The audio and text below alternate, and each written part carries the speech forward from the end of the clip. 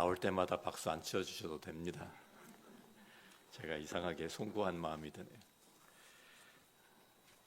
참 귀한 교회에서 이렇게 말씀을 증거할 수 있는 은혜 주신 하나님께 감사드리고, 저희들이 이번 기회를 통해서 정말 저희 모두가 함께 하나님의 귀한 청지기로 우리들이 새롭게 또 헌신하는 계기가 되면 좋겠습니다.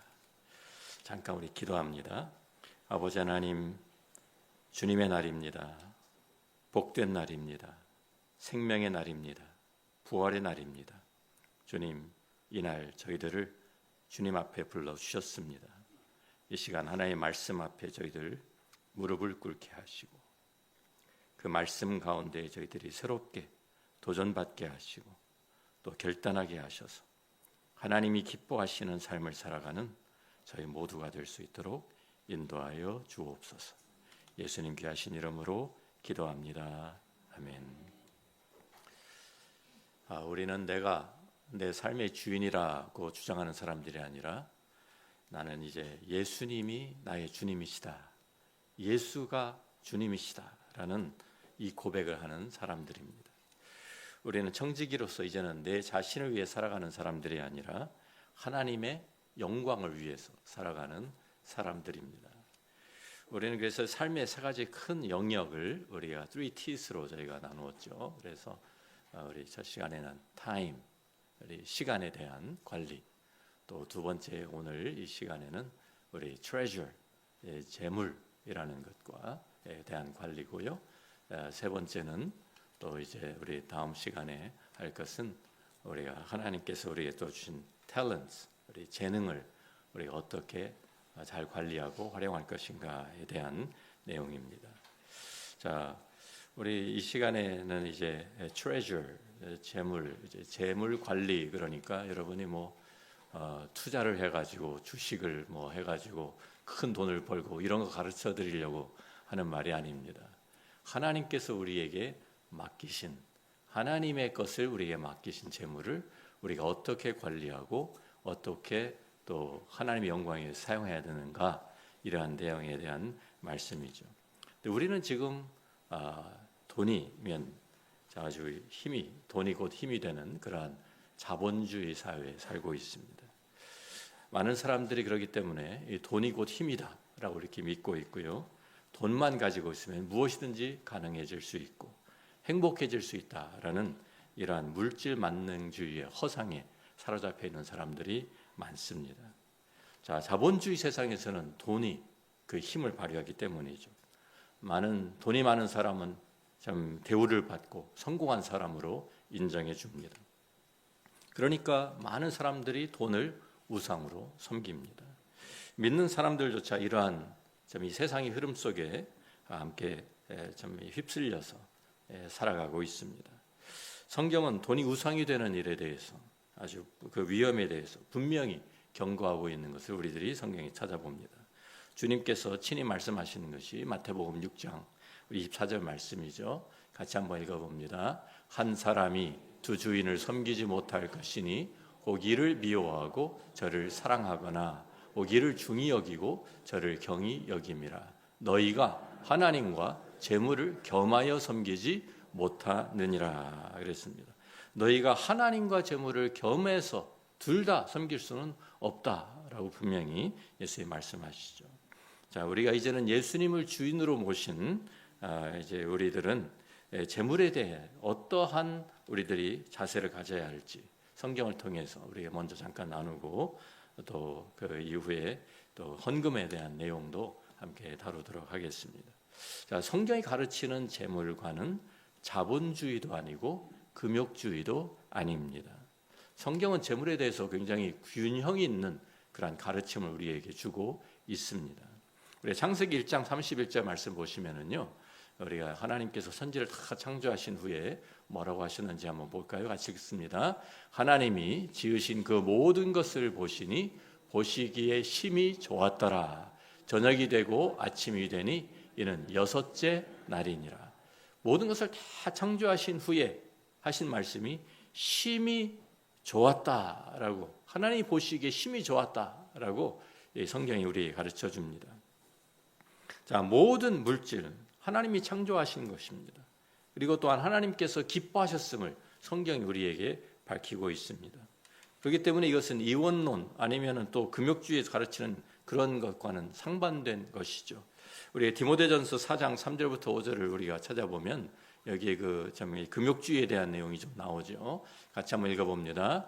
혼인을 금하고 어떤 음식물은 먹지 말라고 할 터이나 음식물은 하나님이 지으신 바니 믿는 자들과 진리를 아는 자들이 감사함으로 받을 것이니라.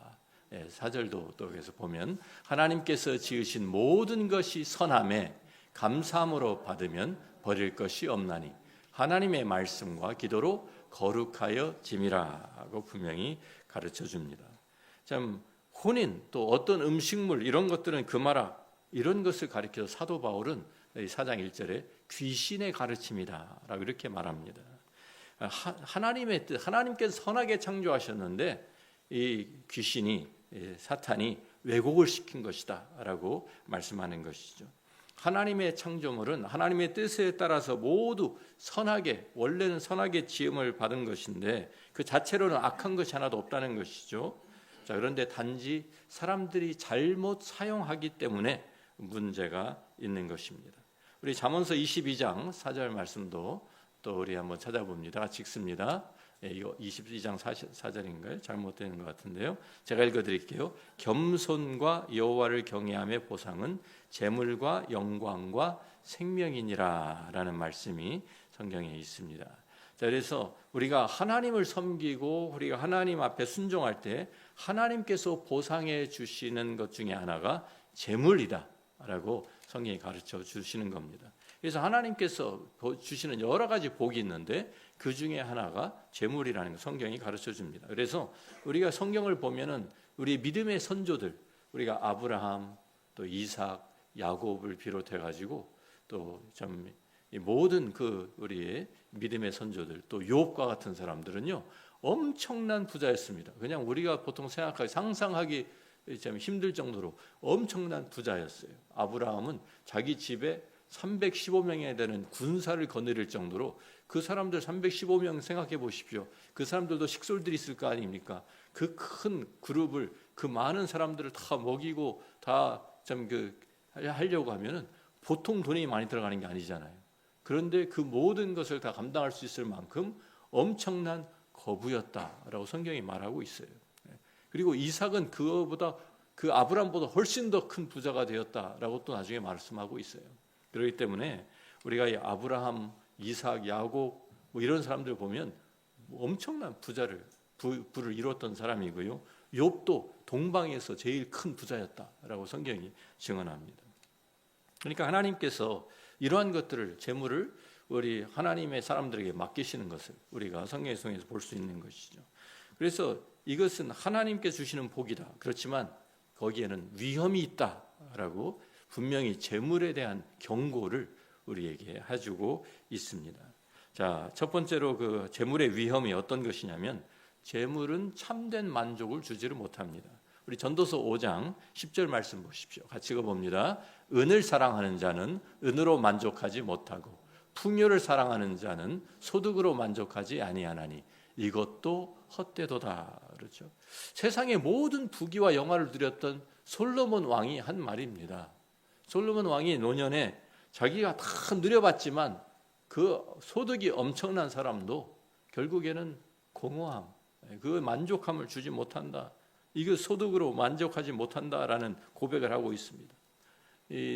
한때 세상에서 최고의 부자였던 존 디 록펠러라는 그 유명한 옛날 부자가 있었죠. 지금도 시카고 대학의 록펠러 채플도 있고요. 그 도네이스를 해가지고 아주 큰 일, 많은 좋은 일도 한 사람인데요. 이 존 디 록펠러한테 한 기자가 와서 물어보았대요. 도대체 당신이 지금 세계 최고 부자인데 아마 지금 같으면 일론 머스크에게 물어보는 거죠. 돈이 도대체 얼마나 많이 있어야 만족함을 누릴 수 있습니까?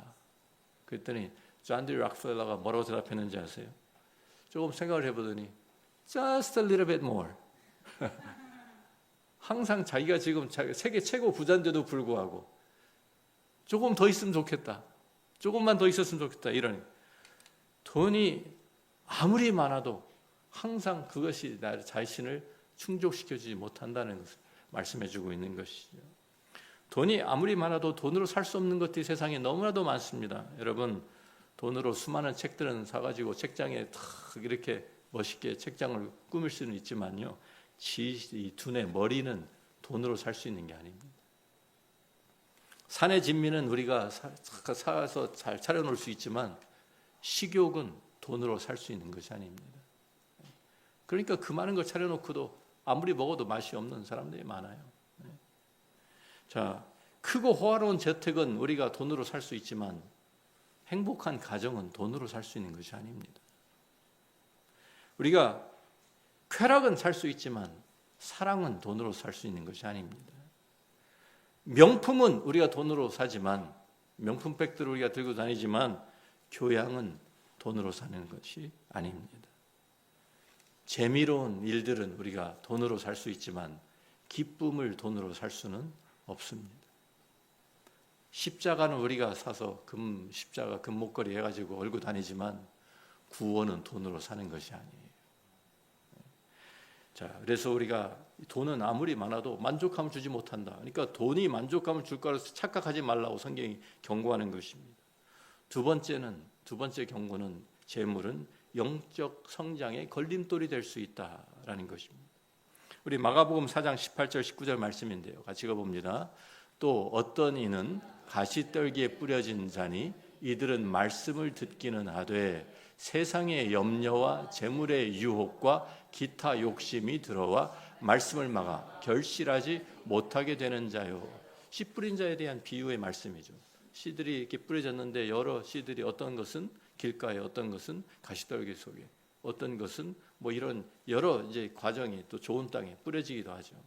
그런데 가시떨기에 뿌려진 것들을 가지고 예수님께서 말씀하시는데 여기에 대한 이 재물에 대한 염려 또 욕심 이런 것들 때문에 그 씨앗이 영적으로 성장하지 못하는, 영적 성장을 이루지 못하는 것을 우리 경고하고 있는 것입니다.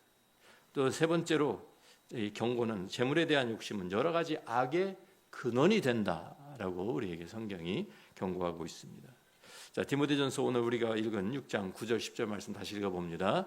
부하려 하는 자들은 시험과 올무와 여러 가지 어리석고 해로운 욕심에 떨어지나니 곧 사람으로 파멸과 멸망에 빠지게 하는 것이라. 돈을 사랑함이 일만 악의 뿌리가 되나니 이것을 탐내는 자들은 미혹을 받아 믿음에서 떠나 많은 근심으로써 자기를 찔렀도다. 자, 분명히 보세요. 돈을 사랑함이, 돈 자체가 아니에요. 재물 자체가 문제가 되는 것이 아니라 돈에 대한 욕심, 돈을 사랑하는 것이 일만악의 뿌리가 된다라고 성경이 가르치고 있습니다. 돈을 사랑하는 사람은요, 만족을 모른다고 그랬잖아요. 아까 돈이 만족을 주지 못한다. 그러니까 끝없는 욕심을 채우려 하다가 보니까 자기밖에 모르는 이기적인 사람이 되는 거예요. 자기 중심적이 되면 다른 사람들은 전혀 보이지를 않습니다. 어떻게 되든지 상관하지 않습니다. 나만 잘 살면 된다. 이러한 욕심에 사로잡히게 되는 것이죠. 자, 시간이 없어서 제가 좀 빨리 지나갑니다. 자, 우리가 이제 이 청직의 삶을 살기 위해서 성경이 가르치는 우리에게 가르치는 올바른 재물관을 좀 정리를 해보면 좋겠습니다. 첫 번째는요, 하나님의 소유권을 인정해야 합니다. 자, 학개서 2장 8절 말씀인데요. 같이 읽어볼게요. 은도 내 것이요 금도 내 것이니라 만군의 여호와의 말이니라. 하나님께서 모든 것을 다 창조하셨기 때문에 이 세상에 있는 모든 물질의 소유권은 다 누구에게 있습니까? 하나님께 있다는 것입니다. 하나님께. 그래서 우리는 착각하지 말아야 합니다. 내 수중에 있다고 하나님께서 나에게 잠깐 맡기신 것을 내 것이라고 착각하고 있으면 안 된다는 거예요. 그래서 우리는 항상 하나님의 주권, 하나님의 그 소유권 우리가 인정해 드려야 합니다. 두 번째는 우리 모든 재물을 하나님께서 우리가 이 땅에 사는 동안에만 잠깐 맡기신 자원임을 인정해야 합니다. 오늘 우리가 읽은 말씀 디모데전서 6장 7절 8절 말씀 같이 읽어봅니다. 그러나 자족하는 마음이 있으면 경건은 큰 이익이 되느니라. 우리가 세상에 아무것도 가지고 온 것이 없음에 또한 아무것도 가지고 가지 못하리니. 자, 그렇죠. 아무것도 가지고 가지 못하리니 우리가 먹을 것과 입을 것이 있은즉 족한 줄로 알 것이니라 그랬어요. 자, 제가 좋아하는 노래 중에 참 제가 한국에서 일찍 와가지고 어릴 때 들은 이제 그 라디오 연속극이 있었어요. 그런데 거기에 주제가 노래가 하숙생이라는 노래였습니다. 여러분 기억하시죠? 최유진 씨가 부른 인생은 나그네 길 이렇게 시작하는 거예요. 그래서 그때 제가 그때는 TV도 없는 시절이라 제 나이가 그렇게 들어 보입니까? TV도 없었던 그런 시절에 라디오 연속극 들으면서 제가 어렸을 때 그 노래를 들은 기억이 있는데 그 노래가 제 마음에 굉장히 저도 어렸을 때인데 그 마음에 와 닿았어요. 야, 정말 거기에 굉장히 깊은 아주 오묘한 그런 진리가 담겨 있는 것 같다. 어린 마음에 그런 생각이 들었어요. 빈손으로 왔다가 빈손으로 가는 길이다. 그게 인생이다. 그렇잖아요. 근데 제가 나중에 커서 성경 읽다 보니까 성경에 이 말씀이 딱 있는 거예요. 그래서 그 노래도 성경에서 베껴간 거구나. 그런데 사실 이거는요, 많은 고대의 많은 철학하는 많은 문명에서 다 알고 있는 내용이죠. 한문에도 공수래, 공수거, 그렇죠? 빈손으로 왔다가 빈손으로 간다. 이거 다 보고 있는 거예요. 사람들이 태어날 때 우리가 아무것도 이 세상에 가지고 온 것이 없어요. 빈손으로 오잖아요. 뭐 손에 쥐고 우리 안에 금수저 갖고 태어났다, 은수저 가지고 태어났다 이런 말 요새 하지만 그런 게 어디 있습니까? 태어날 때는 다 빈손으로 오는 거예요. 자기 것이 아니에요. 또 세상 떠날 때도 뭐 가지고 갑니까? 우리가 그냥 뭐 좀 벌거벗은 몸으로 보내기 어려우니까 안 됐으니까 옷을 그래도 잘 입혀가지고 장례 치러드리지만 사실 아무것도 이 세상에서 가지고 갈 수 있는 것이 없어요. 빈손으로 가는 거예요. 이집트의 그 왕들이 그 피라미드 같은 거 큰 무덤을 지어놓고 또 진시 황제가 그렇게 큰 무덤을 지어놓고 거기에다 온갖 자기가 좀 사후에 가서 쓰겠다고 잔뜩 거기에다 같이 보물들 다 같이 묻어가지고 가지고 가려고 해보았는데 가지고 갔습니까? 가지고 가긴 어딜 가져가요? 자, 결국 도굴꾼들이 다 파내가지고 다시 다 이 세상에 돌아다니고 있습니다. 아직도. 아무것도 가지고 가지 못하는 것이에요. 내가 가지고 있는 모든 것 다 놓고 가야 합니다. 우리는 청지기로서 이 땅에 사는 동안에만 잠시 사용하다가 그리고 다시 돌려드리고 가야 되는 거예요. 그게 우리 인생입니다. 그래서 이것을 우리가 분명히 인식해야 됩니다. 세 번째로는 우리가 재물에 대해서 균형 있는 관점을 가져야 합니다. 우리 잠언서 30장 우리 7절과 9절 말씀 7절부터 9절까지 같이 읽어보겠습니다. 내가 두 가지를 주께 구하였사오니 내가 죽기 전에 내게 거절하지 마시옵소서. 곧 헛된 것과 거짓말을 내게서 멀리하옵시며 나를 가난하게도 마옵시고 부하게도 마옵시고 오직 필요한 양식으로 나를 먹이시옵소서. 혹 내가 배불러서 하나님을 모른다 여호와가 누구냐 할까 하오며 혹 내가 가난하여 도둑질하고 내 하나님의 이름을 욕되게 할까 두려워함이니이다. 자, 이 잠언 30장은 아구리의 잠언이라 아구리의 한 기도의 내용이 여기에 나와 있습니다. 자, 그런데 이 사람이 정말 우리 보통 사람 이렇게 기도 못하죠. 네? 나를 참 가난하게도 마옵시고 부하게도 마옵소서. 보통 사람들은 다 뭐라고 기도합니까? 나 부자 되게 해주세요. 이렇게 기도하는데 이 사람은 나를 부자가 되지도 말고 가난하게 하지도 말고 하나님 나에게 필요한 양식 주십시오. 이렇게 기도를 했어요. 이 아울의 기도는요. 재물에 대해서 균형 있는 통찰력을 우리에게 줍니다. 자, 가난함과 부함이 가지고 있는 위험이 둘 다 있다는 거예요. 그렇죠? 그래서 가난한 사람은 가난한 대로 부자는 부자대로 돈만 있으면 모든 것이 해결될 것 같다라는 생각에 착각에 빠집니다. 돈이 없는 사람은 돈만 있으면 이 일이 해결될 것 같은데 그렇게 생각하고 돈을 의지하는 하나님을 의지해야 되는데 돈을 의지하게 됩니다.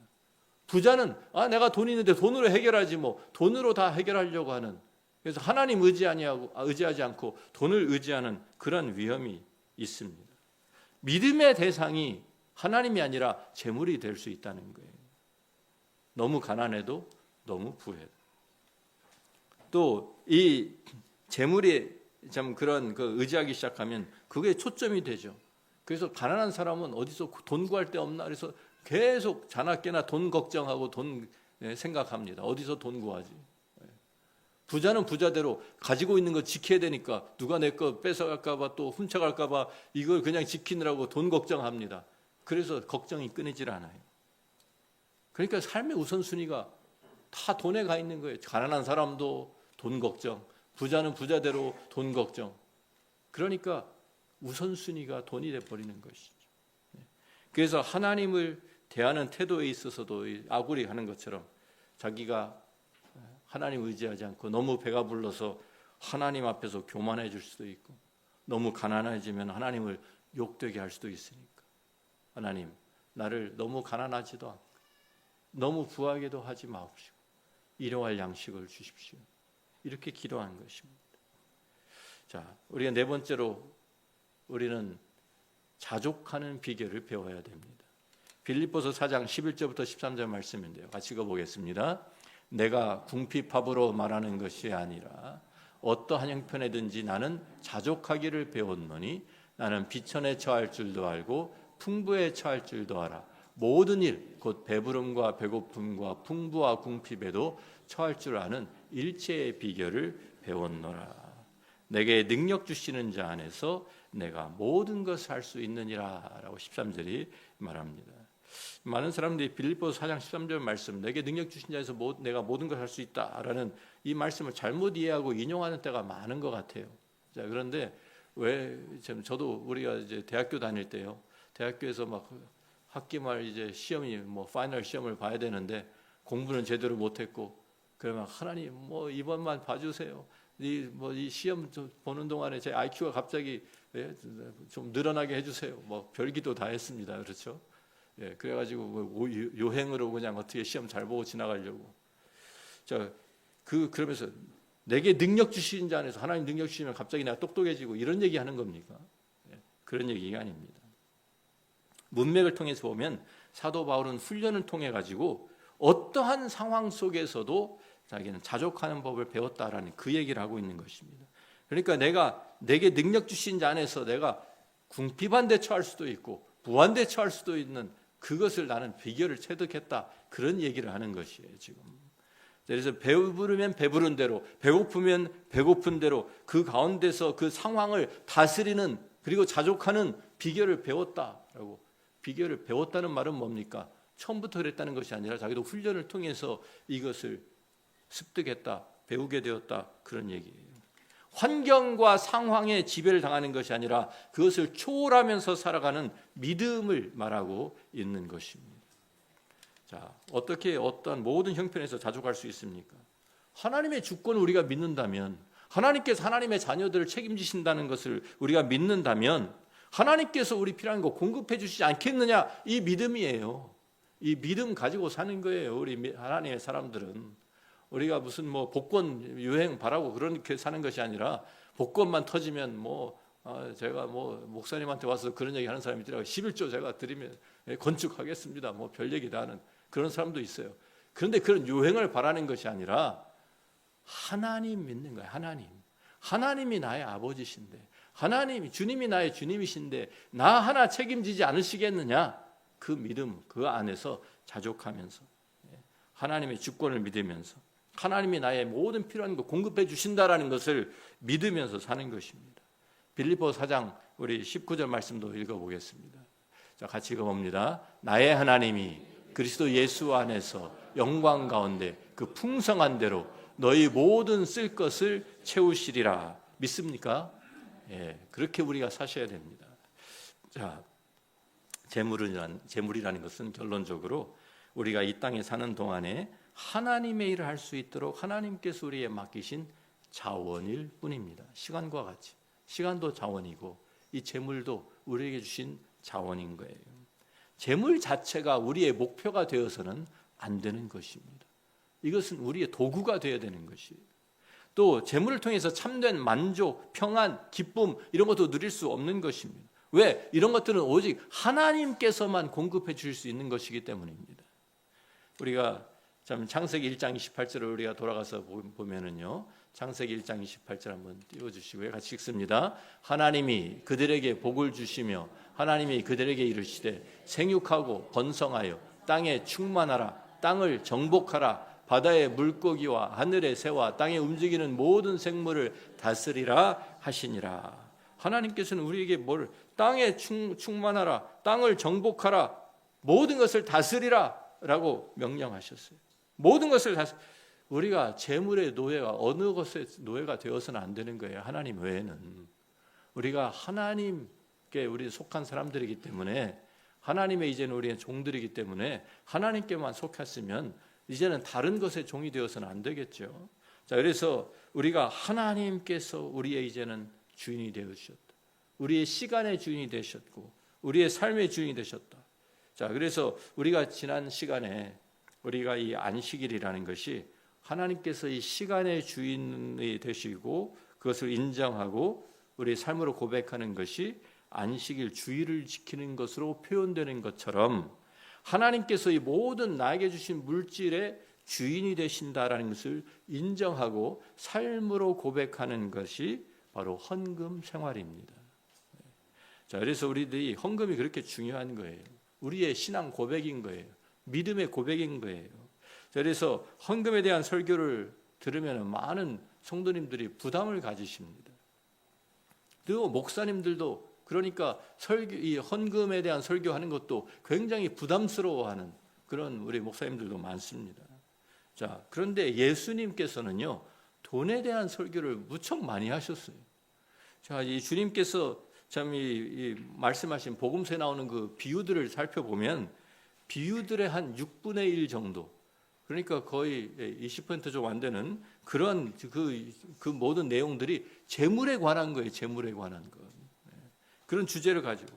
그래서 우리가 돈을 어떻게 관리하는 것이 우리의 믿음을 보여주는 중요한 척도가 되는 것을 성경이 가르쳐주고 있는 것이죠.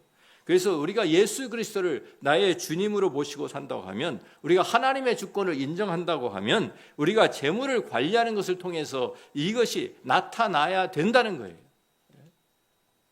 왜? 하나님이 정말 나의 삶의 주인이시라면 내가 가지고 있는 모든 것도 주인이시잖아요. 그 모든 것의 주인이시잖아요. 그래서 마틴 루터가 뭐라고 말씀하는지 아세요? 돈 지갑이 회개하지 않은 사람은 아직 진정한 회개를 한 사람이 아니다라고 했어요. 자, 그래서 우리는 헌금에 대한 올바른 이해가 필요합니다. 많은 크리스천들이 헌금을 드리면서도 어떻게 드려야 하는지, 또 헌금의 의미가 무엇인지 잘 모르는 분들이 많습니다. 처음 교회에 나오시는 어떤 분들은요, 참 이제 교회 전혀 안 나오시다가 가끔 이제 교회 와서 처음 예수 믿는 분들이 있잖아요. 그런데 한 분이 처음 이제 교회를 첫 발을 디뎌 가지고 좀 한 달 정도 지났어요. 그리고서 저하고 만나서 대화를 하게 되었는데 그분이 저한테 이런 말씀을 갑자기 하시더라고요. 아니, 목사님, 우리 뭐 주보에 보니까 매주 거치는 헌금이 상당한데 목사님도 굉장한 부자시겠어요? 그래서 제가 처음에 어리둥절했습니다. 이게 무슨 소리 하시나 이분이. 근데 잘 생각 들어보니까 그 성도들이 드리는 헌금을 다 목사가 다 가져가는 줄 알고 있는 거예요. 그래서 와, 한 달에 뭐 도대체 목사님 그 수입이 도대체 얼마가 되는 거야? 제가 혼자서 상상을 해본 것이죠. 예, 참 이러한 착각을 하시는 분들도 많이 있어요. 또 어떤 사람은요, 저한테 찾아와서 이런 질문을 합니다. 하나님, 아니 목사님 말씀하신 것처럼 하나님은 모든 것을 다 가지고 계신 분인데, 그러면 하나님이 최고의 부자신데, 예? 아니 그런데 왜 우리가 또 하나님께, 우리는 훨씬 하나님께 비하면 가난한 사람들인데 우리가 왜 또 하나님께 또 헌금을 또 드려요? 이런 질문을 하시는 분도 있습니다. 이게 다 헌금의 의미를 오해하면 다 이런 질문들이 생길 수밖에 없겠죠. 하나님께서 어떤 부족함을 느끼셔서 나를 좀 도와달라 그래서 헌금하라고 하시는 것이 아니지 않습니까? 그게 헌금의 의미가 아니에요. 헌금은 내 것을 하나님께 드리는 것이 아닙니다. 모든 것이 이미 하나님의 것입니다. 내가 현재 가지고 있는 것, 누리고 있는 것이 모든 것이 다 하나님의 것이에요. 나는 하나님의 것을 잠시 맡아서 가지고 있는, 관리하는 청지기일 뿐인데, 그래서 하나님께서 하나님의 것을 내가 다시 써야 되겠다, 사용해야 되겠다라고 하실 때 우리가 맡아서 가지고 있던 것을 하나님께 돌려드리는 것이 헌금입니다. 내 것을 드리는 게 아니에요, 절대로. 헌금은 단지 물질의 헌신이 아닙니다. 하나님이 진정한 주인이시라는 그러한 믿음의 고백이자 표현이며 예배인 것입니다. 그래서 예배 순서에 헌금 시간이 있는 것입니다. 우리가 다시 확인하는 거예요. 누가 주인이고 누가 이 모든 것을, 내가 가지고 있는 모든 것의 진정한 주인이 누구신가, 이것을 확인하고 이것을 우리가 헌금을 드리는 것으로 우리들 표현하는 것입니다. 자, 여러분, 하나님께서 어떤 헌금을 기쁘게 받으실까요? 무조건 많은 헌금을 드리는 것 하나님 기뻐하실까요? 그렇지 않습니다. 우리가 성경에 보면은 2렙돈 드리는 그 과부의 헌금을 하나님 주님께서 칭찬하신 내용도 여러분 잘 알고 계시잖아요. 어떤 헌금을 기쁘게 받으시는가? 한번 우리 고린도후서 9장 7절 말씀 보죠. 같이 읽어봅니다. 각각 그 마음에 정한 대로 할 것이요 인색함으로나 억지로 하지 말지니 하나님은 즐겨내는 자를 사랑하시느니라 그랬습니다. 자, 하나님께서 기쁘게 받으시는 헌금은 그냥 즉흥적으로 인색함으로 드리는, 억지로 드리는 것이 아니라 미리 준비해서 기쁜 마음으로 드리는 헌금을 하나님이 기뻐하신다, 기뻐 받으신다라고 성경이 가르칩니다. 자, 우리가 인색함으로 드리지 말라, 또 억지로 하지 말라. 억지로 하는 게, 옛날에 저희가 어렸을 때는 한국에서 부흥회 하면은 뭐 강사들이 오셔가지고 이제 건축한다고, 교회 건축한다고 뭐 다 눈 감으라고 해놓고서 자 100만 원 할 사람 손들어 뭐 이렇게 해서 강요해가지고 헌금 뭐 억지로 하는 사람도 있고요. 막 분위기 조성해가지고 뭐 우리 권사님들 막 그 금가락지 다 빼가지고 막 헌금하고 이런 강제적으로 하는 그런 헌금도 저도 많이 봤습니다. 그게 하나님 기뻐하시는 헌금이 아닌 거예요. 자발적으로 한 것이 아니니까. 또 다른 사람 눈치 보면서 하는 헌금 많죠. 그래가지고 옆에 사람이 하는데 나는 안 할 수 없으니까 할 수 없이 뭐 지갑에서 그냥 꺼내가지고 하는데 잘못하다가 100불짜리 나갔어. 오, 이거 100불짜리 내려고 한 게 아닌데. 그래서 어떤 사람 보니까 헌금 바구니가 돌아가는데요. 거기에서 100불짜리 냈으니까 거스름 돈 달라고. 와, 그런 사람도 제가 봤습니다. 그런 사람도 있더라고요. 참 우리들이 준비된, 그래서 우리 제가 어렸을 때 우리 부모님들은 헌금을 어떻게 드렸는지 아세요? 한국에서 옛날에 새 돈으로 은행에 가서 받고 오시든지, 그것도 안 되면은 다림질로 다렸어요. 그래가지고 정성을 해가지고 작은 돈이지만 정성껏 준비해가지고 미리 준비했다가 미리 준비한, 마음에 정해서 준비한 헌금이 참된 헌금이라고 성경에 가르치잖아요. 그래야지 기쁨, 그 드리고 나서도 기쁘지, 억지로 드린 거나 아니면 다른 사람 눈치 때문에 드린 헌금이나 이게 무슨 기쁨이 있겠어요 거기에. 그냥 아까운 생각만 들겠죠. 계속해서 어떤 다른 사람 의식해서 체면 때문에 헌금을 하긴 했는데 이제 뭐 명단도 나오고 이름도 나오고 뭐 하니까 했구나, 헌금 이번에 했구나, 이런 거 나오니까 체면 때문에 했는데 그것이 그렇게 아까운 마음으로 했다고 하면, 계속해서 아까운 마음이 든다고 하면 그것은 인색한 마음으로 드린 거예요.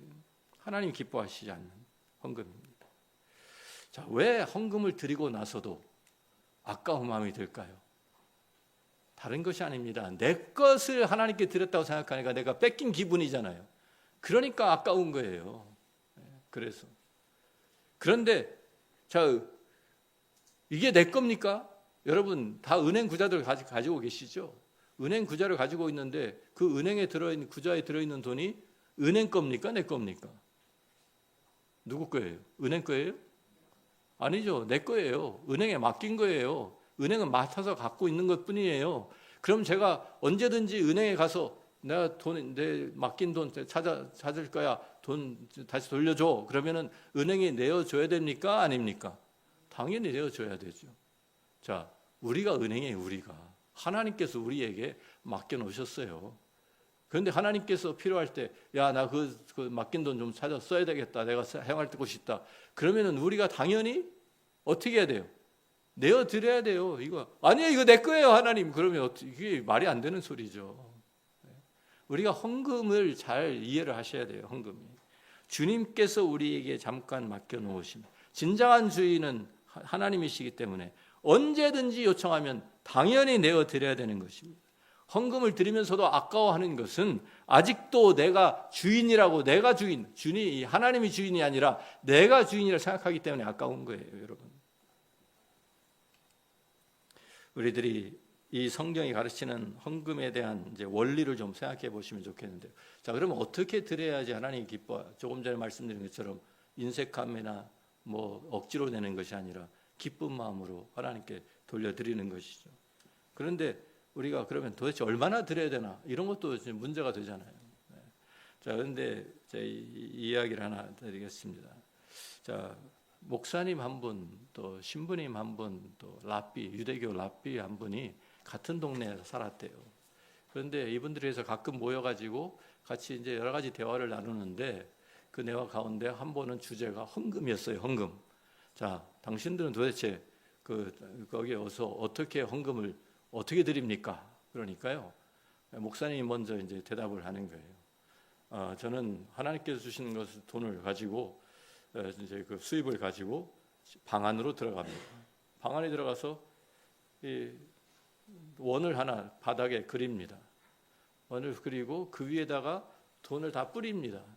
그래서 뿌렸는데 그 원 안에 들어가는 것은 하나님 것, 밖에 떨어지는 것은 내 것. 이 원이 상당히 좀 적겠죠. 네. 이렇게 드린다라고 했어요. 그랬더니 그 다음에 신부님이, 가톨릭 신부님이, 이분이 약간 더 센 분이에요. 이분이 뭐라고 해요?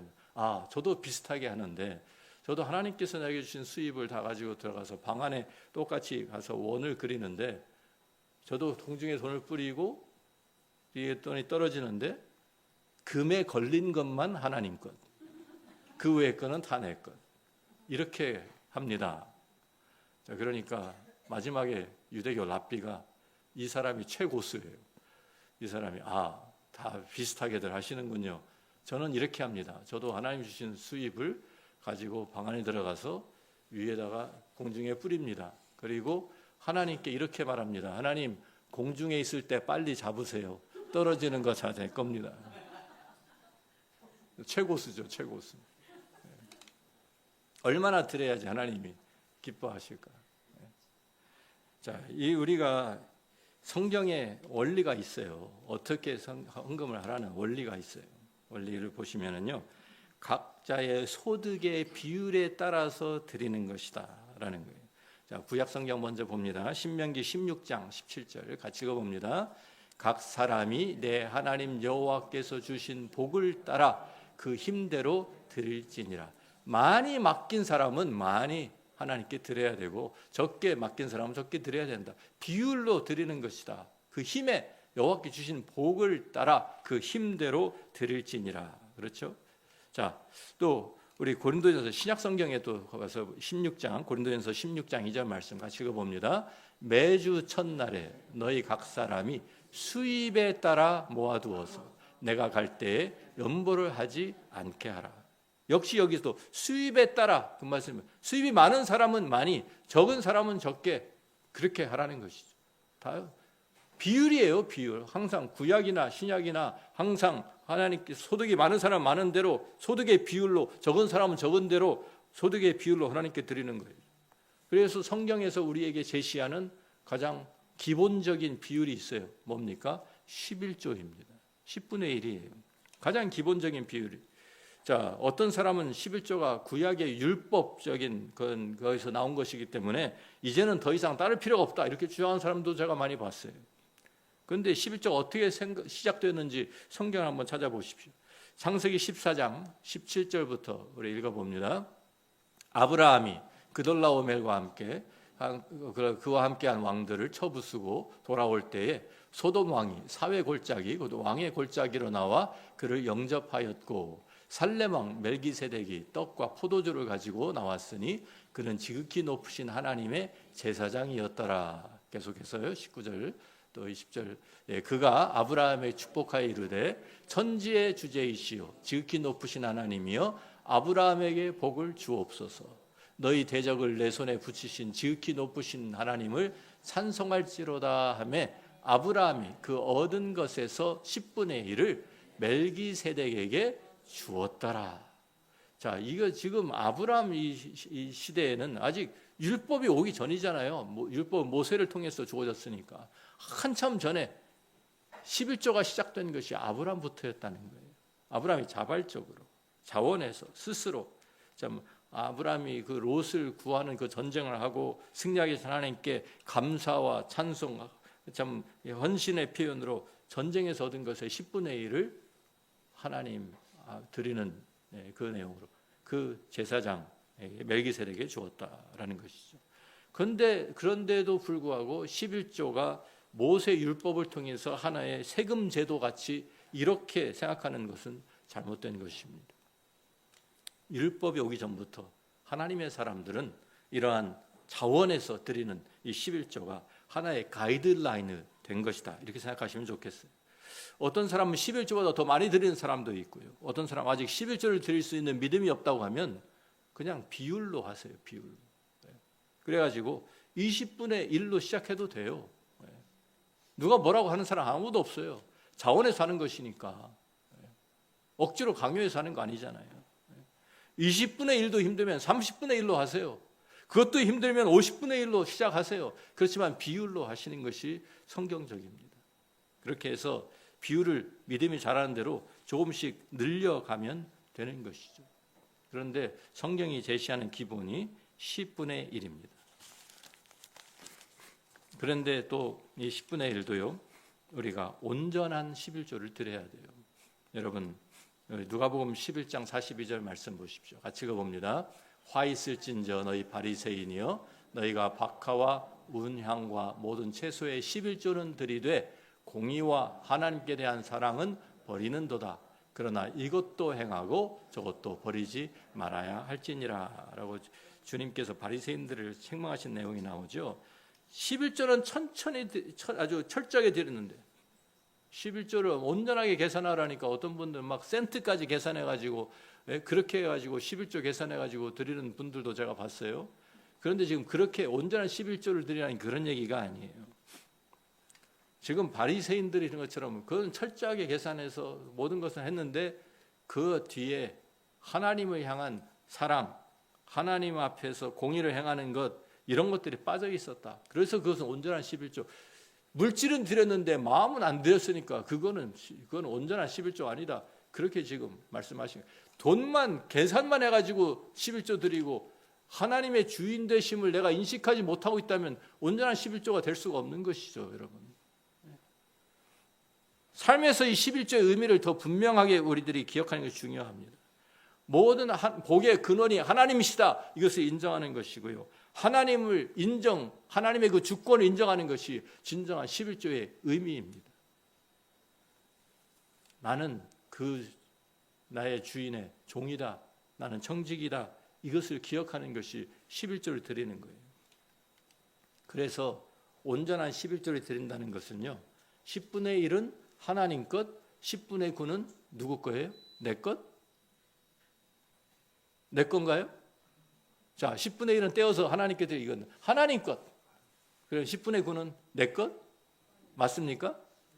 아니에요. 10분의 1을 드리는 이유는 나머지 10분의 9도 누구 것? 하나님의 것이라는 거예요. 함부로 사용하면 안 되는 거예요. 그것도. 물론 하나님께서 우리의 삶을 우리가 지속할 수 있도록 우리의 생활비 들어가는 것, 아이들 학비 다 그 공급하시는 거잖아요. 하나님께서. 그것을 우리가 인정하는 것이잖아요. 온전한 11조를 드린다는 것은요. 나머지 10분의 9도 하나님이 기뻐하시는 뜻대로 사용하는 것이 그것이 바른 온전한 11조를 드리는 거예요. 11조를 드렸기 때문에 나머지 10분의 9는 내 마음대로 쓴다. 이것 가지고 내가 가지고 가서 우리들이 막 허비하고 낭비하고 이것을 가지고 뭐 도박하고 그래도 뭐랄 거야 11조 드렸는데 이게 말이 안 되는 소리예요. 온전한 11조는 나머지 10분의 그도 하나님의 것이다. 하나님께서 나에게 맡기신 것이다. 내가 잘 관리해야 된다. 이러한 생각으로, 이러한 자세로 11조를 드리는 것이죠. 우리가 주일 성수를 통해서 함께 예배를 지금 드리면서 우리가 신앙생활의 이 기본이 되는 것처럼 11조 역시 나의 주인이 되시고 나를 구원하신 하나님의 은혜에 감사하는 신앙의 기본인 것입니다. 자, 그럴 때 우리가 그렇게 하나님 앞에 온전한 11조를 드리면 하나님께서 우리에게 풍성한 복을 약속하십니다. 말라기 3장 10절 말씀 찾아봅니다. 같이 읽습니다. 만군의 여호와가 이르노라 너희의 온전한 11조를 창고에 들여 나의 집에 양식이 있게 하고 그것으로 나를 시험하여 내가 하늘 문을 열고 너에게 복을 쌓을 것이 없도록 붙지 아니하나 보라. 하나님께서 시험해 보라라고 했어요. 또 고린도후서 9장 8절부터 11절 말씀도 보십시오. 같이 읽어봅니다. 하나님이 능히 모든 은혜를 너에게 넘치게 하시나니 이는 너희로 모든 일을 항상 모든 것이 넉넉하여 모든 착한 일을 넘치게 하게 하려 하심이라. 기록된 바 그가 흩어 가난한 자들에게 주었으니 그의 의가 영원토록 있느니라 함과 같으니라. 너희가 심는 자에게 계속해서요. 심는 자에게 씨와 먹을 양식을 주시는 이가 너희 심을 것을 주사 풍성하게 하시고 너희 의의 열매를 더하게 하시리니 너희가 모든 일에 넉넉하여 너그럽게 연보를 함은 그들이 우리로 말미암아 하나님께 감사하게 하는 것이라. 그렇습니다. 우리가 성실한 기업가를 찾아서 투자한다고 생각해 보십시오. 이를 열심히 해서 많은 이익을 가져주는 사람에게 더 많은 것으로 투자하겠습니까? 안 하겠습니까? 당연히 그렇게 하죠. 우리 같은 원리로 우리가 하나님의 청지기로 성실하게 하나님 앞에서 살아가면 하나님께서는 우리에게 더 많은 것을 맡기실까요? 안 맡기실까요? 그 얘기하는 겁니다. 구약 성경 말라기도 그렇고 신약 성경에서도 하나님의 청지기로 우리가 살아갈 때 하나님께서 우리에게 더 큰 복을 우리에게 허락하신다. 그래서 존 웨슬리는 이런 말을 했어요. Make as much as you can. Save as much as you can. 마지막으로 give as much as you can. 그래서 존 웨슬리는요. 11조로 처음에 시작했는데 점차 늘려서 10의 2조, 10의 3조, 10의 4조, 5조, 6조, 7조, 8조, 9조를 하나님께 드리고 나중에는 10분의 1로만 죽을 때까지 살았다. 그런 일화가 있죠. 존 웨슬리처럼 하나님께 부요한 청지기로 살아가는 우리 맨하튼 한인교회 모든 성도님들이 되시기를 주의 이름으로 축원합니다. 함께 기도하겠습니다. 아버지 하나님 감사합니다. 오늘 주님의 날 복된 날 저희들 함께 주님의 전에 나와서 예배드리며 하나님을 우리들이 찬양하고 하나님 앞에 누가 진정한 주인이 되시는 것을 우리들이 확인하게 하심을 감사합니다.